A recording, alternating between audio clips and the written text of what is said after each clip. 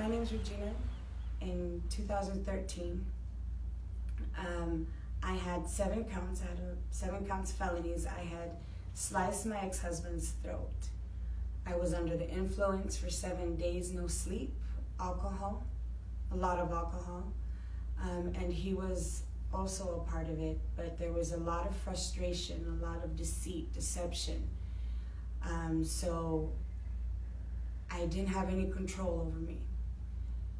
When that happened, 7 counts, it was pretty much 4 years that I was looking at, 4 years in prison. When I came into salvation with the Lord, he came and I only got 4 years of joint suspension. And that's when he started working in me and giving me hope, because it's a fear that just grows way deep inside when you find yourself in a situation you never thought you'd be. And the Lord came and gave me a new beginning. Being 2 years lost in the streets to drugs and alcohol and deception and you name it, I was a fighter. I got in a fight and I punched a whole bunch of windows, and I have scars for here and here and here. The vein, when you cut yourself up, it's a vein that you get and it just doesn't stop bleeding. Well, I remember going into the hospital and they were trying to put it together, but for some reason it was just so much blood. I just remember seeing the person that I was with he was wearing white, it was all red. There was so much blood everywhere. I remember even the cops screaming, saying, "We need help, just call the ambulance." He didn't even bother asking what had happened. From what I know, when I woke up, they said there was a Chinese doctor that was doing runs. He was actually a private doctor that hadn't found his patient in the emergency. And when he was coming on the way out, he kind of saw what the commotion was about. When he went in, they didn't understand each other because of the language barrier. He was actually a private doctor for some people that he was there just for this patient that he didn't find in that hospital. So they say he just went in the hospital and he did what he had to do with some tongs that they do, and they just put together your vein, and that he left. And so when the next day that they had to call the vein specialist, they had to ask him, what's the next step? They couldn't find his name because he hadn't even put his name on the log that they put. He had just left. And so that right there was also a sign that the Lord Jesus Christ had different plans for me. Different plans that did not include death, did not include that the devil wasn't going to win. He wasn't going to take my life. The Lord knew that I would be a warrior for him. The Lord knew what I had no idea. I had no clue how much I would fall in love with the Lord Jesus, with hope and just motivation. I want to give all the honor and all the glory to my Lord Jesus Christ. My testimony is about he doesn't give up. We give up. He doesn't give up. And more than once, more than twice, more than 3 times, I've backslid. So for those of you that have gone through backsliding and coming back again into his arms, is not easy. I found him in jail, and it may be something common that most of us find him there, but the way he does it is unique. The Lord Jesus Christ told me that he would dance with me, and he would walk the walk through this path together that we have. And it was to the awe of my family that are not believers completely. I have some that are not and the others that are, but it was a miracle that only the Lord Jesus Christ did in my life, and it began with the court. I didn't get all the time that I had to do, and even after all that miracle that he did, as soon as I was out and I started trying to be a part of life, I backslid into drugs in a way that was very, very harsh. 2 years, but I was seeking him, and I was put myself in a ministry. I put myself in a ministry for 3 years. I got to know the Lord intimately. I was a missionary to the drug addicts, and we traveled to the inner cities and outer cities of America and Mexico. So talk about having a most intimate relationship with the Lord. Even then, once it was time for me to leave, I left the ministry and backslid again. At this point, it was 7 times more darker than it was the first time around or the second time around, and it happened quicker. I had not only despair, discouragement, fear, sorrow. I felt so underneath a heavy, heavy liquid energy of just nothingness, just emptiness. It was all void. Didn't trust anyone around me, didn't trust my own shadow, walking in the deserts alone. And it was then that I looked up and I said, I surrender. Yet again, I give up. And I didn't think, the devil was a liar and told me not to believe that again he would forgive me. I had done too much. After all that he had done, the first and the second time, I'd done too much.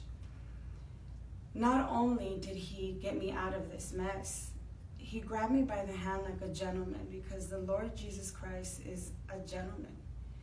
And he took me out of that lie, opened up doors that I never thought would open up for me. He gave me thoughts that were not my own. He gave me plans that were not my own. And he gave me the will that I never thought that I had. And as I started this new life with him, it took 8 months before the Lord brought me into a ministry so that the gifts that he gave me could be one body with my ministry, so that we could do the goal. What's the goal that Jesus Christ wants us to do? He wants us to save his children, to save those he died for. How many of us don't know the Lord, and yet we still go back to the lie? We still fall into the same trap. It's not like the devil does anything different, anything new. It's all the same. But we still fall. Well, the Lord is ever so merciful. He gave me hope. He gave me hope, and that hope, that's just, it's like you're flying. It's like your first love. Like you're on cloud 9. The colors are brighter. The sound of music is more beautiful. You see that your loved ones with love, because he teaches you how to love yourself through him loving you. The way he loved me and the things that he did for me after I failed myself and knowing his glory. He taught me how to love myself through him. So I ended up loving him who dwells within me, which is the Lord Jesus Christ. It's a hope, it's a encouragement, it's a motivation. Jeremiah 29:11 reminds us, like, hey, for I know the plans I have for you, child. Plans to prosper you and not to harm you. So there we go, we harm ourselves. That's not his plan. And that, my pastor says he'll never take you back to where he brought you out of. And that was a fear that would just grab me from my core. And so little by little I was able to break free that I'm not an ex-addict. I'm just not an addict. I'm not an alcoholic. I'm not an angry person with resentment. I'm not a manipulator. I'm none of those things anymore. If anything I had to go through was so that I could come here and tell people to believe and understand that it is so real. It's more real than your parents or your children or your uncle or anyone that you love the most. When they love you and they squeeze you and they show you signs of affection. The 5 languages or the 10 languages, no. When the Lord loves you, it surpasses it all. And his love is so inside you, you can't hear or see or feel anything but just joy. And it heals everything. And if you lose people, because I've lost a lot to death, all that ugly feeling of sorrow, that grief that cannot be explained unless you've gone through it, it makes sense. It's okay. It's something we're all going to go through. And he just knows how to take it away from you or explain it. And he won't always give us explanations, but he will always be there to guide you, to be your teacher, to be your husband, to be whatever it is that's missing. The only reason it's missing is because the Lord Jesus Christ is not in. You don't invite him in. The minute you invite him in, he's there, and there's nothing else that will be missing. So I just want to tell everybody that no matter what you're going through, do not let the devil give you shame or that, it's too much, it's too bad. There's nothing that he can't take you out of. There's no wrong that you can do that he won't make right for his glory. And when you're going through something, it's because it's going to help someone else out there that's going through the same thing. And giving a testimony is immensely the whole reason we go through everything. Now I understand the reason I lost myself to the perfect traps, to men, to always seeking for love in the wrong places, not knowing that it was him. Not knowing that he's a perfect one. He's the one that doesn't change. The heartbreaks and expecting my husband to be there, expecting my family to be there, no one was there.